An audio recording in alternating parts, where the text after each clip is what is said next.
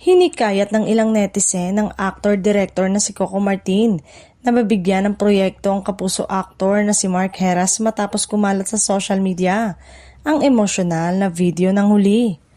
Dahil dito, muling napag-usapan ang estado ng kanyang karir at ang posibilidad na pagbabalik niya sa mas malalaking proyekto sa telebisyon. Sa iba't ibang comment section at showbiz pages, paulit-ulit na iminumungkahi ng netizen na mapasama si Mark sa mga proyekto ni Coco, lalo na sa patuloy na namamayagpag na action seryeng FPJ Batang Quiapo.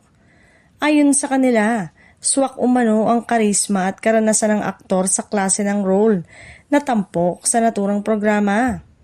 Ibinida rin ng mga taga-suporta ang husay ni Mark pagdating sa mga sayaw, pag-arte at stage performance.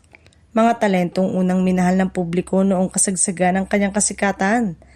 Pero sa marami, nananatili pa rin ang kanyang potensyal at kailangan lamang ng tamang proyekto upang muling umarangkada ang kanyang karir.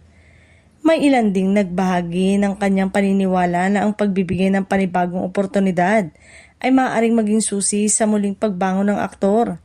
Hindi lamang sa propesyon kundi pati na sa personal na aspeto ng kanyang buhay. Para sa kanila, mahalaga ang suporta ng industriya sa mga artistang dumaraan sa mahihirap na yugto. Kasabay nito, muling nabuhay ang diskusyon tungkol sa realidad ng showbiz industry na hindi palaging tuloy-tuloy ang kasikatan na trabaho.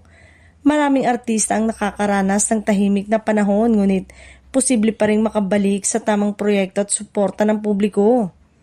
Sa ngayon, wala pang opisyal na pahayag si Coco Martin o ang kampo ng Batang Quiapo hinggil sa panawagan ng netizen.